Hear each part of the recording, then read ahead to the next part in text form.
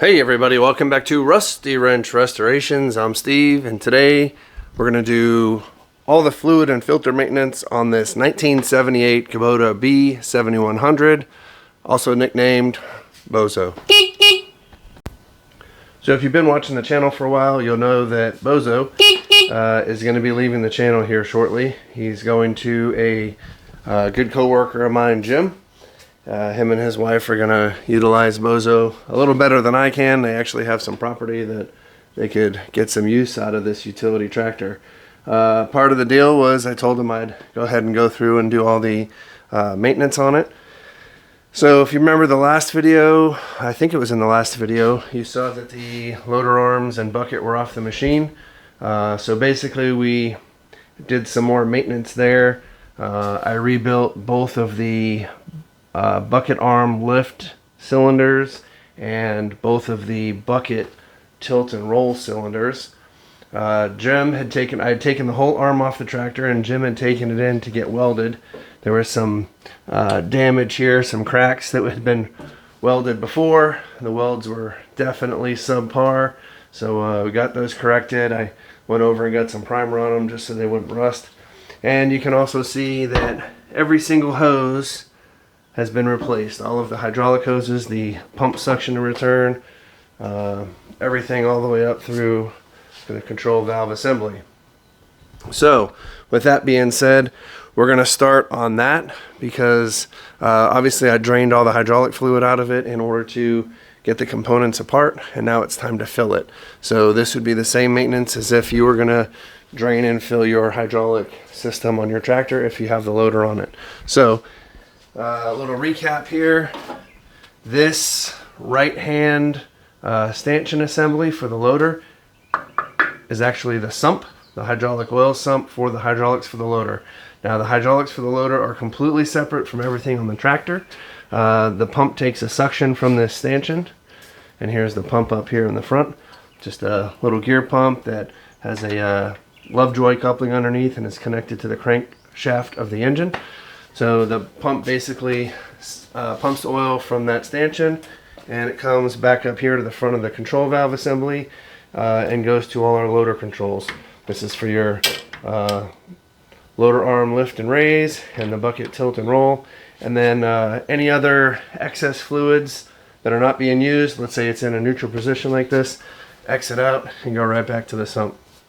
So on the suction end of it, if you were to do your maintenance, you have your fill valve up here at the top, and that also is a breather assembly for this sump so that it can ventilate or vent as the fluid's constantly going up and down as you're cycling the components. So in order to drain this stanchion, you would remove the suction hose, which is down here, and this is the fitting that you're going to see. That suction hose goes on here, and there's a suction screen that goes inside the stanchion. Now when I had taken this out, it was pretty nasty.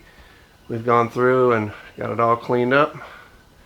So the next step for me, I've already put a little Teflon tape here on the threads. Now you don't want to put too much, and you'll notice that I didn't even put any on the inside ones.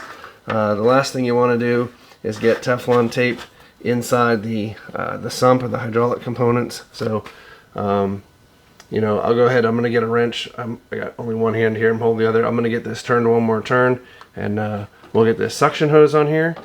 We'll go ahead and fill the stanchion to the appropriate level, and then we'll go ahead and start the tractor, and I'm going to cycle the hydraulics. Now, because of the fact that I rebuilt all 4 cylinders and every single hydraulic hose that's in here is empty, it's going to cycle through quite a bit of oil. So I'm going to have to keep adding and keeping a level on there, and just get it to the point where I can actually lift the loader all the way up into the vertical position, down, get some down pressure on it, cycle the bucket, roll it back and forth, and basically purge any air out of the hydraulic system. And again, once I feel that it's been purged, all the air is out, then we'll verify the level of it, and we'll go on from there. The only reason I'm doing that first is I don't want to, for an example, we're going to change the fuel filter today too. I don't want to have to be trying to prime an engine and worry about hydraulics and not having oil or anything like that. Plus, we're going to do the engine oil and filter, so it's good to get the engine warmed up. So we're going to do the, like I said, the fuel filter today. I got the whole kit. This is from Kumar Brothers. I also got the new bowl for it. Sometimes, see it down here. Here's the fuel filter. Sometimes this bowl gets cracked or damaged, so it's always nice to have an extra one on standby. So that's the fuel filter. Engine oil and filter. It's a Kubota HH150-32094. That is the correct filter, official Kubota filter from the dealer for this B7100. Also got a new air filter here. It's a Napa Gold 6270, and it's a cartridge type filter. So we'll go ahead and replace that as well. I just want to make sure everything's ready for them as it can be. So fuel filter, engine oil and filter, air filter. We're replacing all the hydraulics. 10W30, 10W40. Looks like I grabbed one of each. It is what it is. It's the same stuff. It actually calls for, I think it was like 30 weight oil or something, which isn't exactly the easiest thing to find anymore. So that's all that's in the hydraulic system. And then we're going to end up changing the transmission fluid. That obviously lubricates the transmission and is also the hydraulics for the rear lift. And for that, I've got a 5-gallon bucket over here. We've got just the Napa hydraulic transmission fluid. I'm trying to think what it calls out for in the book. It's been a minute since I read it, but this is all the John Deere case Hytran. So it's good to go for our application. I think it requires like 3.5 gallons, so it's just easier to buy the 5-gallon bucket. And obviously I'll provide what's remaining left to my buddy Jim, so he'll have it in case he has to go towards oil for the next change or add some. So let me get that thing tightened up. I'll get that suction hose on and we'll start it up, or get some fluid in it and start it up and get the hydraulic system purged. So you guys know I love the literature for the tractors as well as the tractors themselves. So of course I always get all the books. I've got the complete workshop service manual. I've got the operator's manual, another operator's manual, and then this one here is the parts and owner's manual for the Series 25 loader, model B219. So let's see where it says in here. Filling through the top port, fill the reservoir with approximately 6.5 U.S. quarts with quality SAE 10W30 for northern climates or 40 southern climates. Being here mid-Atlantic, we're in the middle of the 30 and the 40, so I guess we're all right here. But yeah, we got the 10W30 and 40. We're gonna mix them. It's fine.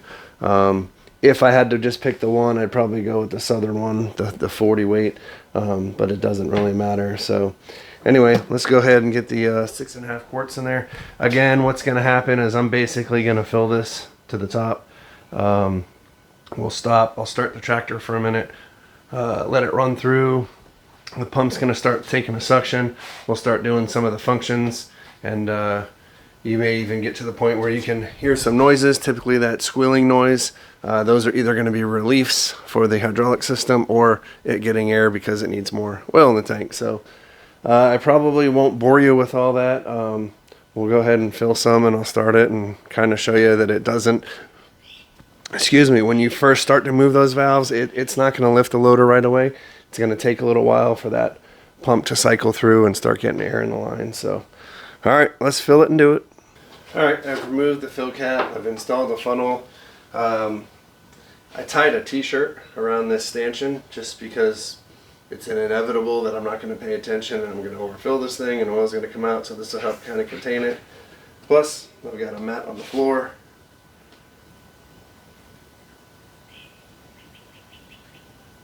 I'll skip through this because it's going to take a little while. It's a little hole. And in true fashion, I sure enough did fill it all the way up to the top and made a mess. So I don't need to necessarily put this plug on or cap right now. I'll leave that off to the side. This is going to be a legitimate cold start because I haven't started this thing in quite some time. In fact, I pushed it to get it back into the garage and brought all the loader pieces in and installed it in here. So these Kubotas are pretty finicky when it comes to cold starts. Gotta do the glow plugs for about 30 seconds. The other thing is I'm not too sure if I have all the hydraulic lines hooked up right. Now, when I say that, I do know that this left control is for the loader up and down, right? And I know that because it's the only one that has a detent. The bucket roll and tilt doesn't have the detent. And what I mean by detent is when I push it forward, it'll lock to have the float position for the bucket. So when I say I'm not sure if I put them in right, it should be me pulling back on this, lifts the arms, and we'll know if I pull back on it, which is what I'm going to do first, if it tries to push down and lift the tractor. Same thing with the, bucket controls. When I pull back, it should be to roll the bucket back, and then when I push forward, it should be to roll the bucket to dump. So we'll see. All right, we'll get this started up and see what she does.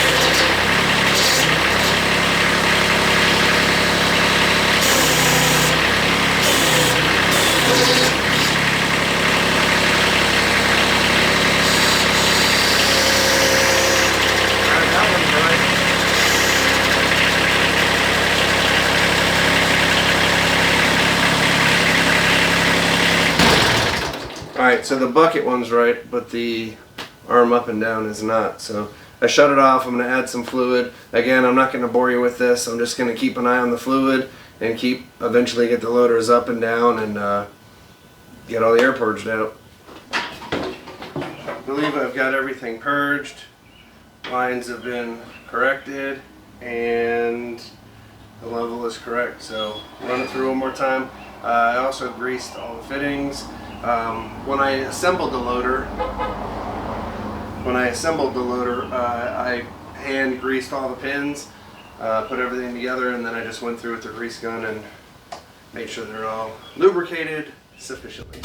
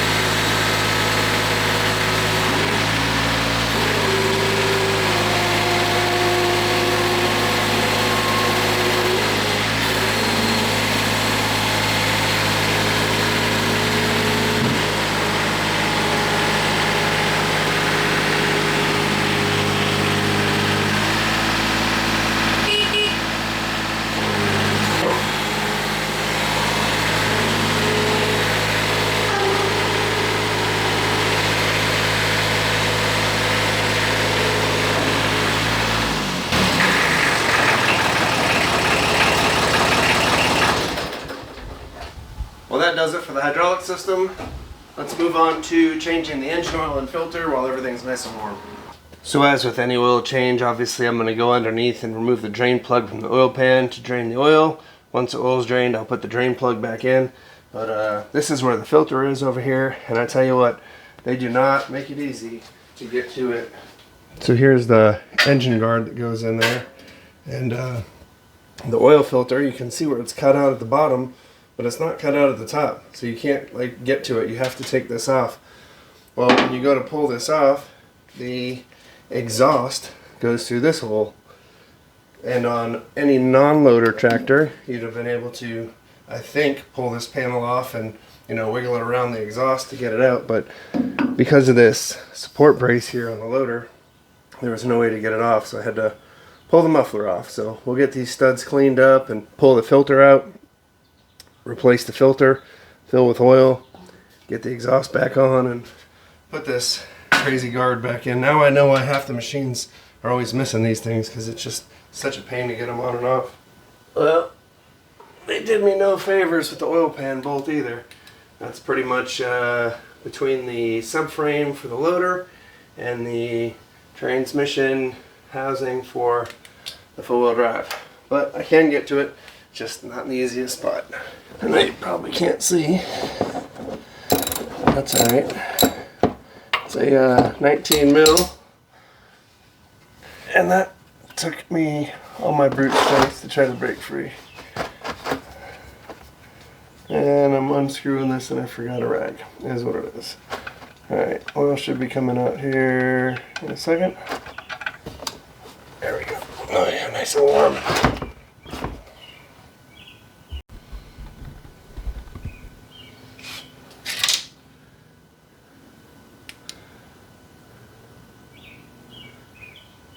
It's pretty dirty.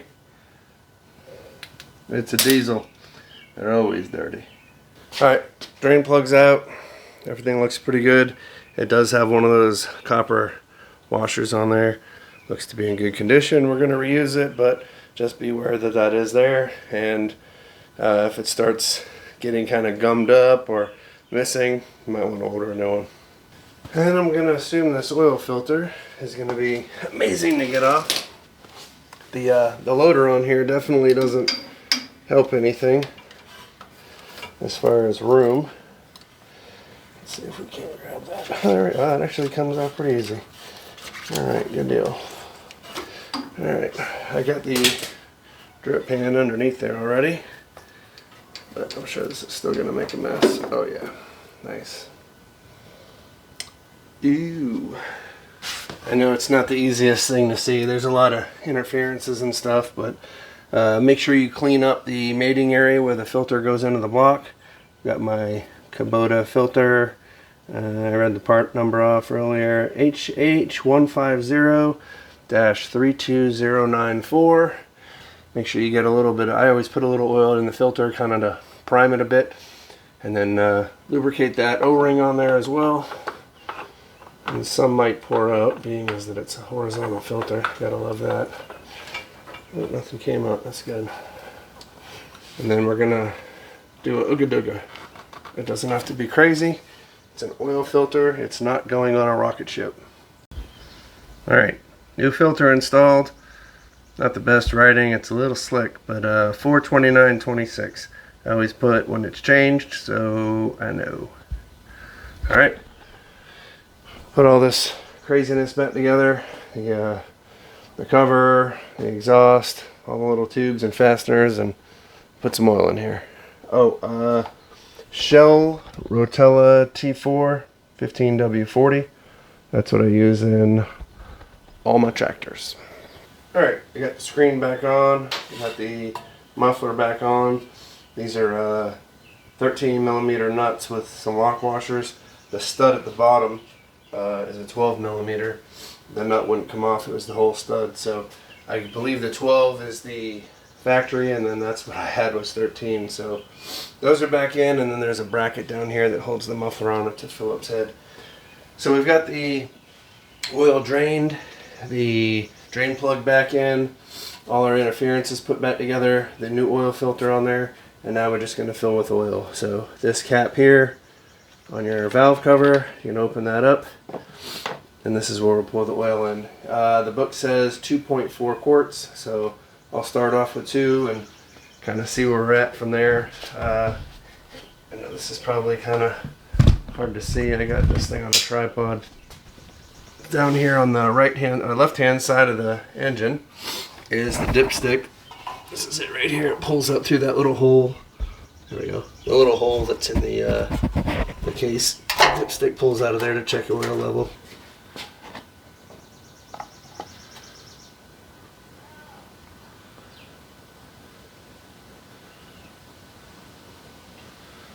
Don't want to overfill it, because if you overfill it, be back down to that pesky drain cap in the oil pan, trying to remove some oil. So I'm just going to keep checking it a few times. It's probably only about a quart, but I'm fine with that. Of course, clean up any spills that you make.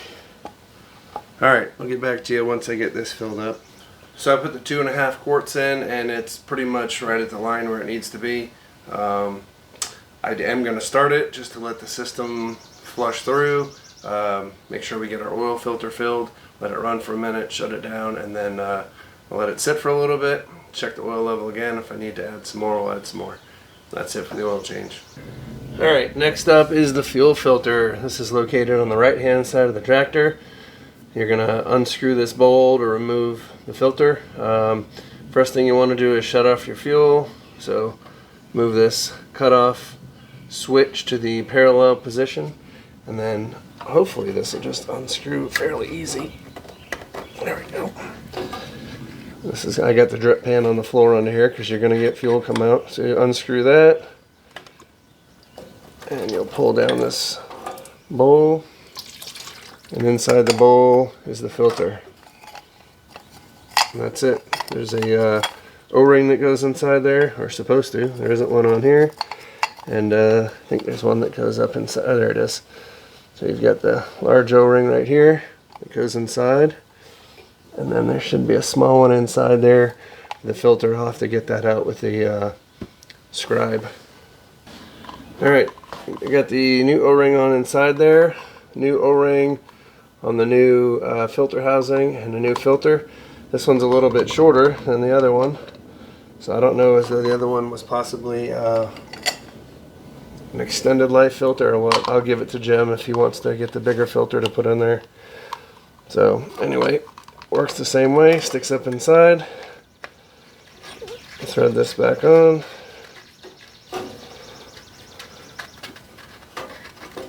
Come on. There we go. Oh. Just don't forget to change those O-rings.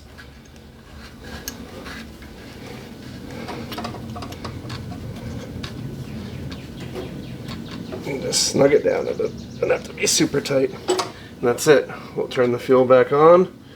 This may or may not fill. Probably not. With a diesel system, you might have to go through and crack. I'll have to see which one it is. It's probably this one here. Crack that to get the air to flow through, and then you might even have to vent at your injection pump or your injectors.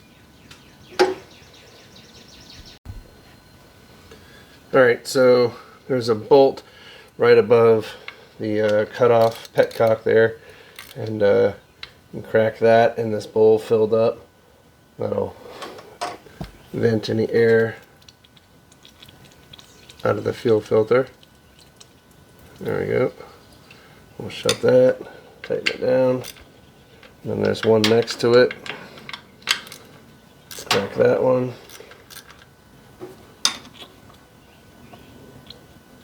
You hear the air come out and then the fuel start coming. There we go. Tighten that up. We should be good to go. I'll go ahead and start it and make sure everything's good. I'm going to spray this down with some brake cleaner first. Over there, if there's any leaks, I'll be able to see it. Alright, so fuel filter's done. I started it, I ran it, everything's fine. Again, all I had to vent on this one today was these two rusty screws that are up here that vents off and fills the fuel filter chamber. If you still have issues after that, if after you vented off the filter housing assembly, you can come in here. And on this right side is your injection pump, and right here is the bleeder for the injection pump. Hopefully you can see that. So if you need to, you can crack that open, and then you can just crank your engine, and you'll watch here, you'll see bubbles come out of there, and once you get straight fuel, you can tighten that up. And then you can also do the same thing, and these are your injectors. You can crack each injector and crank it over until you see fuel bubbling out of the top of each of these. As you see fuel coming through, go ahead and tighten it up. It should push more pressure to the other ones until you have good flow coming from all three. Now, I didn't have to do that for this filter. This one was pretty easy. Just shut the fuel off. It kind of puts everything in like a hydrolock. Unscrew the casing, drop it down, switch the filter, put it up, and then by opening those two bleeder ports after you open the petcock, it'll fill the filter housing, and there's really no air getting in the system. You shouldn't have to bleed the injection pump or the injectors when you're doing a fuel filter. So, all right, hydraulics filled, sat. Oil for the engine has been changed with the filter. Fuel filter has been changed. Now I've got the front differential and the two planetaries. We're going to change the oil on that. That's some 80 weight oil. And then also the transmission, hydraulic oil for the 3-point. And that's pretty much it. Oh, the air filter. Let's do the air filter right now while I'm thinking about it. So your air filter, this is one of the easier things to do. Just got some clips on the front.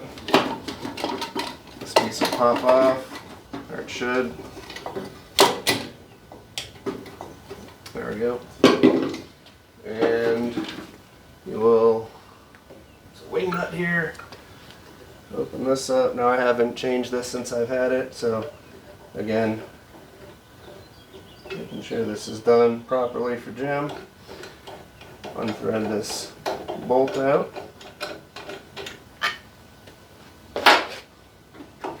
And we'll pull out the filter. Now you'll notice the fins go to the back. Alright? And that's going to be because as it's pulling air in through this rear portion, it's going to help direct the air back. Now, this one's pretty nasty, so it is a Kubota filter. I don't see a date on here. January 12th C, whatever that means. So the Kubota part number is 70,000, 7 with 4 zeros, dash 11221. So we're not going to be reusing that. Now I do want to check inside the filter housing area. It doesn't look too bad. I'm going to go ahead and just wipe that out anyway. Try to get out as much dirt and debris and dust as you can. We don't need to be reintroducing that back into the engine. But yeah, it looks pretty clean in here. The filter seems to be doing its job. And it's normal to have some stuff inside this canister because this is on the outside of the filter where it should be catching any of that large debris. I'm going to clean off this little cover here. It's got some dust and fuzzies on it.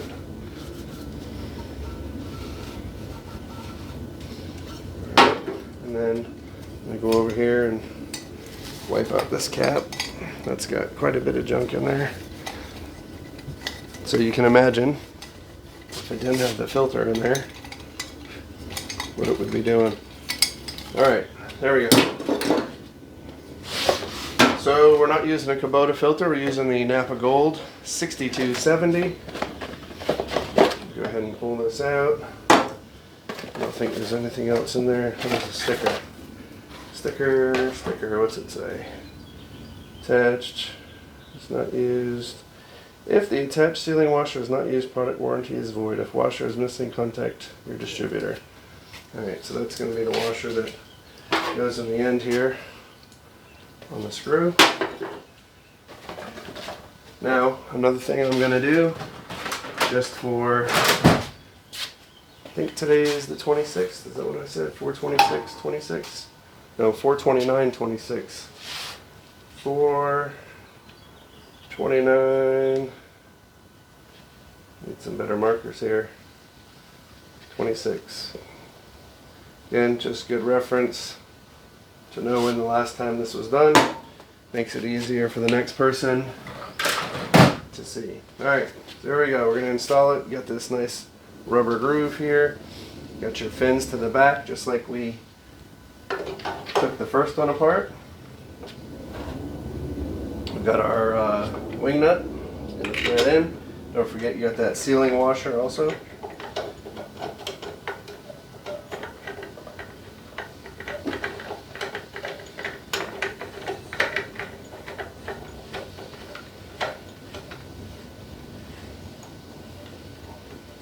You don't want to go too crazy on this, you'll start crushing the filter. Alright, we got the little cap. We're going to put the opening at the bottom. And then on this outside part of the canister, you can see where it says top point it up.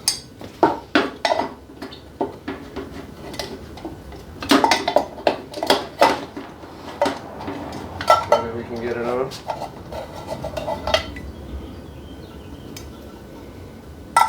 Oh, my bad. Sorry. The gap for this goes at the top. There's a like little finger on there to let it get in. So put that on there. Bottom clip. Oop. Come on.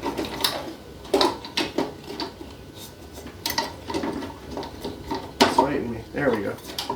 Now it's in. Alright, bottom clip. Top clip. Done. Air filter changed. Yeah, this one was pretty nasty and gnarly. I don't know if you can see that in the camera. It's black.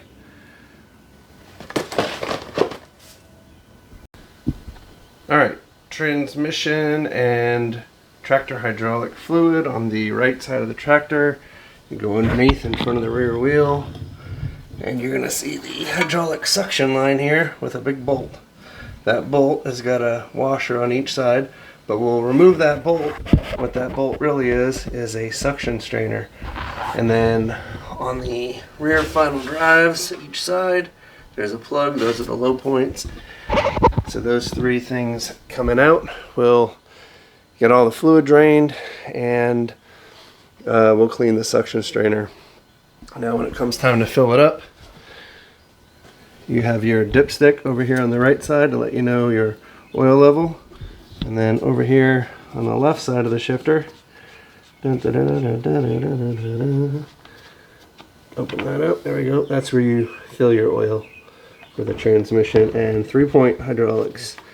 Now this is the standard standard version, the foot clutch and shifter. There is a hydrostatic version one. That one's going to be different, obviously. So if you got one of those, I don't know what to tell you. This is for the stick shift version. Alright, I don't know what size drain plug that is or whatever, that suction strainer. I've got a 27mm socket on here, and it's a little loose, so it's probably like a 26. But I don't have a 26 because I don't typically do metric stuff this big. Anyway, it broke free fairly easy. I did have to put a combo wrench on there. You can see some of the oil starting to come out now. I know the light's terrible in here. You can see the little milky. Let's see what happens if I pull on that one out a little bit. Yeah. Anyway, there's going to be a lot of oil coming out of there. I'm going to keep turning on this here for a minute. Hopefully I don't make too big a mess. It's not abnormal to have a white milky fluid. I mean, obviously it's not ideal, but these things do get condensation in them over time, and you know, that's why we change the oil. So I think I got a couple more turns on this. I know it's probably really hard for you to see this. It's probably just going to let go and gush all over me in the garage floor here. I guess I'll just deal with that if that's what happens. Now this is the suction side of the tractor's hydraulic system, so you shouldn't have to worry about any high pressure hydraulic oil or anything like that shooting out. It's basically, oh, there we go. It's basically just a big banjo fitting here. Like I said, there's a washer on each side, and then this bolt is also the suction strainer. So let's see. Sounded like it let go. Maybe I can get a couple more turns on it. Let's see.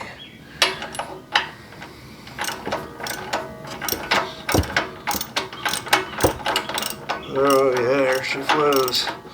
There's 3.5 gallons in here, so make sure you have suitable containment underneath for it. Like I said, I got these, I guess they're made for mixing water at Home Depot. Big black buckets. I think they hold like 6 gallons. Might even be more than that, but Anyway, I'm just going to keep messing with this until I can get this strainer out and show you what it looks like.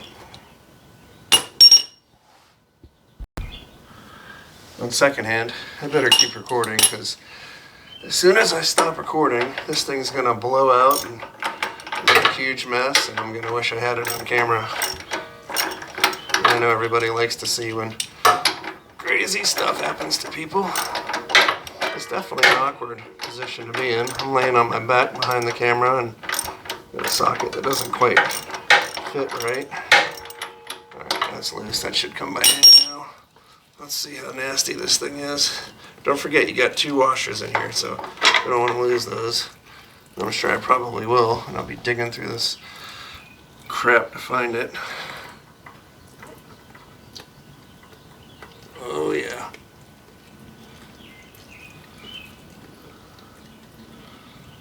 It looks super clean, actually. There's a little bit of stuff on there, but not too bad. Way cleaner than I thought it would be. I mean, there's a little bit of peppering of just some, I don't know, sand or sediment or something, but not bad at all. Of course, the oil's still flowing pretty good. Just make sure you still got those washers in there when you put it back together. It's pretty cool. Here's the suction inlet, so anything that's in the bottom of the transmission here will get stuck on the outside of this screen because it's sucking from the outside of the screen in, and then it pulls from this hole through this suction line up to the pump on the tractor. Alright, I'm going to let this finish draining and clean this strainer off. There's the suction strainer. Now that it's cleaned, you can see inside there it's just a spring with a like a screen on the outside. So completely reusable. Just wash it off with some brake cleaner or kerosene or whatever your choice is. But good to go. We'll reinstall this, and I'll pull those 2 drain plugs in the back, get the rest of the fluid drained, and we'll top it off with some new stuff. And the fun continues. So as you can see, I have the rear wheel off, and this suction line banjo fitting, if you recall, when I was removing it, we heard a pop. And what it is because this is just off target a little bit. So even when I lift this up, it gets better, but it still needs to move forward some too. So not a big deal. I just got to get a block of wood in here with a little pry bar and get it lined up, but not easy to do with the rear wheel on. So anyway, there's a look at it. I'll see if we can zoom in a bit here. That's inside the transmission. Yummy. Alright, got her done. Got her back in there. Not really a big deal. But while I'm over here, I decided to put this on a jack stand and pull the floor jack up and show you this bottom bolt right here. That's the one we're going to pull off to drain the final drive on this side, or the axle housing, and then we'll do the one on the other side as well. That gets the low point area, you know, obviously up here where we're draining, probably about 3 inches down. So we're going to have a little bit out of this side and the other side. So drain those and then we can top her up. There it is, draining out. Just in case you wanted to see it. Just kidding. Still not filling them up yet. Got them both draining. Alright. Now we can finally add the oil. And unfortunately, it's a 5-gallon bucket. Through a hole about the size of a nickel. It's going to take a little while. So I did pull the dipstick out, hopefully give myself a little bit of a vent. I got this other funnel I was able to thread into the hole there to kind of keep it from falling over, because I'm sure me and 5 gallons of hydraulic fluid could make a pretty good mess pretty quick. So I'm going to start filling this up. 3.5 gallons, 12.2 quarts, so just over 3 gallons. So I'm going to try to eyeball it best I can. I figure if I get half this 5-gallon bucket done, it gives me 2.5, and then I can kind of really watch what I'm doing and start checking levels, because again, I do not want to overfill this thing. So alright. Oh god, my back's gonna love me tomorrow. Let's see how big of a mess I can make here today.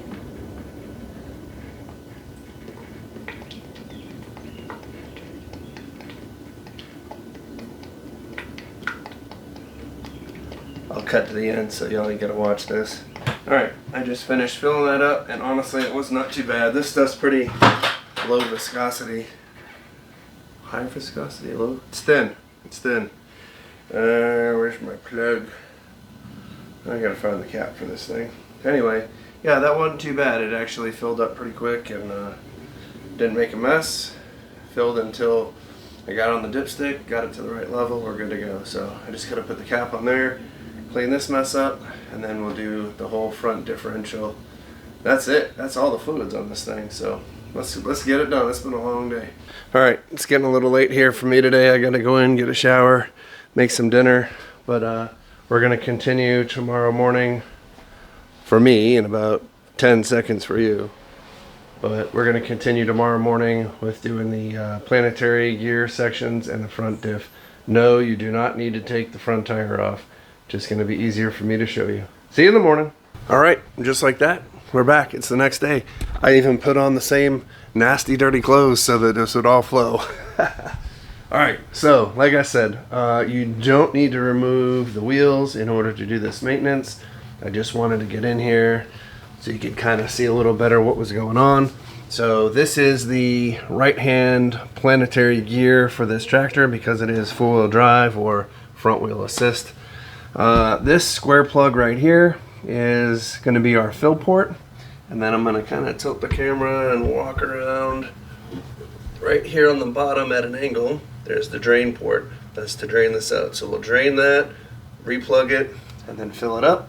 Same for the other side, and then I'll get a better view. I think the drain and fill for the actual differential is on the other side, easier to get to. So anyway, this doesn't happen often. It's just who knows when this was done last, if ever. So it's good to, when you get a new machine, new to you machine, go through, do all the filters and fluids so that you know what everything's right. I highly recommend making like a logbook for whether it be your tractor or your truck or your car or whatever.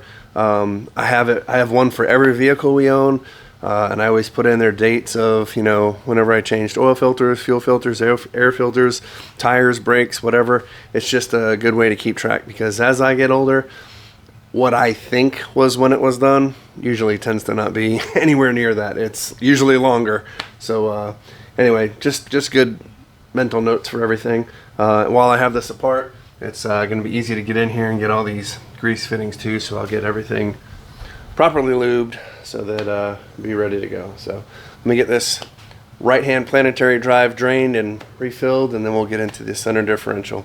I forgot the amount. I'll have to look at it. It's not a whole lot. It's 80 weight oil. Let's see. I'm going to get the book right here because if I don't tell you now, let's see. Front differential, wheel gear case is 0.15 quarts. So, you know, not a whole lot. In fact, one of these quart bottles should be enough to do both planetaries and the differential because those are 0.15, so both of them is 0.30, so less than half a quart. And the front differential is 0.74. Okay, so we're like 0.04 of a quart difference. You might want to buy two just so you have it, but basically a quart will pretty much take care of all the front end stuff.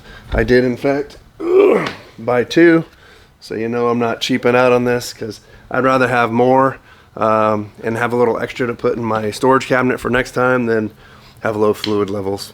Well, I ended up turning the wheels because I have this lifted up and make it a little bit easier to see. So the square plug on the top here is a 10 mil. That's going to be where you fill it from, but we'll just go ahead and take that off first. That's kind of a vent for the fluid to drain.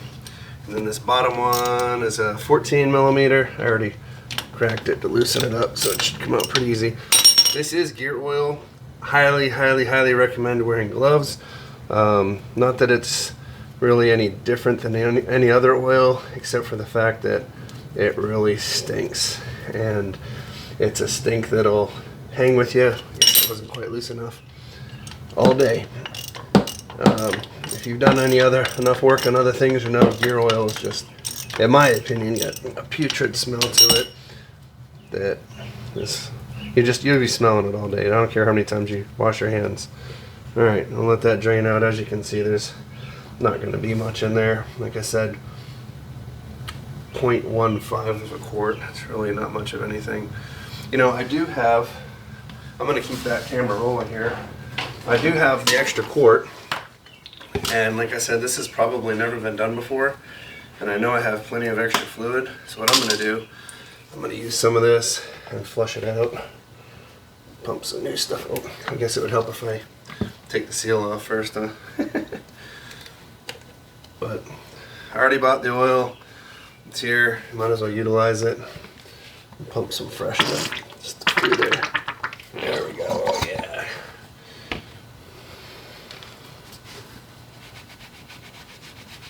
Nice. Why not, right?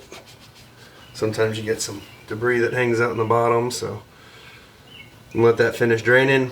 We'll put the plug back in, fill it to the 0.15, and then cap it. I'll do the same on the other side, and then we'll get to the differential.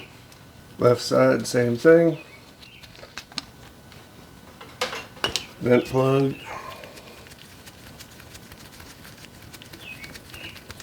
Drain.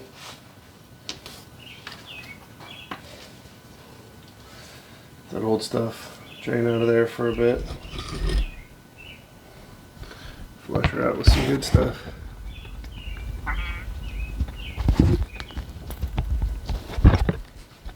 That one was a bit dirtier than the other side. Good to go. Alright, so here's the front diff. The fill port is over here on the left hand side of the tractor. You come in, it's up here on the top of the diff. It's a 17 millimeter wrench size. So we'll just loosen this up and take that off so that it'll vent while we're draining, and then we'll fill from that side as well. So let me get that off and then I'll show you where we drain it from. Alright, here's the front diff drain. It's down here on the bottom. It's a 14 millimeter. Go ahead and pull that out. And this is 0.74. Try to get that washer too. 0.74 to fill this back up. And I'll probably do the same thing. I'm gonna flush some good oil from the top, help blow out that old stuff. And then put the drain plug back on, fill it to the 0.74 of a quart, and get the other wheel back on. We should be about done. Stop, turn around, go back, do not proceed. We messed up. Alright, so this is not the fill for the front differential. Had I looked in the book, I'd have realized that. But those threads are definitely well lubricated now, because I went to try to flush the diff out and it didn't fill. So I was wondering why this had a lock nut on there. Let me zoom in a little bit so you can see that. So what that is the actual bolt head itself is a stop. It hits the frame. So when this front axle articulates back and forth when you're going over rough terrain, it keeps the frame from hitting the top of the differential case here. So it's just like a stop block. So anyway, it was actually set lower, so I raised it up a bit. So just you know, make sure that the top of that head bolt is higher than the diff case or transfer case, and then you use your jam nut or lock nut with the lock washer to keep everything adjusted properly. So we'll wipe that down. Now if you come over here to the right side of the tractor, meaning directional and correct positioning. Let me get in here real quick. Alright, so you can see we took the drain out, and then above that, I know this is terrible lighting, is the fill port. It's another one of those 10 mil square plugs, so that's where we'll flush and fill from. Again, 0.7 something. 0.74 of a quart, so 3/4 of a quart. Alright, I think that's going to do it for today's video. I know this wasn't one of the fun videos to watch, like a plow day or going to pick up a new tractor, but it was more geared as an instructional for others that have this series tractor, the Kubota B7100. A lot of other models they have are very similar, so hopefully you can get something out of that as well. But it's good to know we got everything done. It's all set for Jim. I know he's not going to have to worry about any maintenance on this for a while. And yeah, so I think we're passing it over in pretty good shape. I am going to start it up and take it out and go for a little ride. I'm going to cycle the bucket a few more times, raise and lower the 3-point lift, and just kind of let everything get up to temperature and settle out. I'll let it sit for a few hours, and then I'll go back and check all the fluid levels one last time just to make sure everything's good and topped off. So anyway, yep, this is probably going to be one of the last videos you see of Bozo. I can't imagine that I'm going to be doing a selling or drop off video of it. There's just really no point. Is what it is. So I've really enjoyed this tractor. If you're in the market for a small, older, compact tractor, I highly recommend these things. You know, they were built like from the mid 70s to mid 80s, I think, and they're just bulletproof. They're like tanks. I mean, there's no emission stuff to worry about. There's no electronics or computers or anything like that. Very few wires on here at all. As you can see, very user friendly as far as maintenance. They made hundreds of thousands of these things, so part support is good. Like I've said before, Messick's, go online, go to their website. As far as Kubota parts, it doesn't matter what brand or what model Kubota you have, they've got everything you need. I've had anything I've needed, I've looked at their website and they had it. Fast shipping, reasonable prices. So shout out to Messick's, not sponsored or anything like that at all. Just, you know, when you deal with a good company that gives a good service, good pricing, good parts, then they deserve a shout out. So, all right, that's going to do it. We'll catch you in the next one.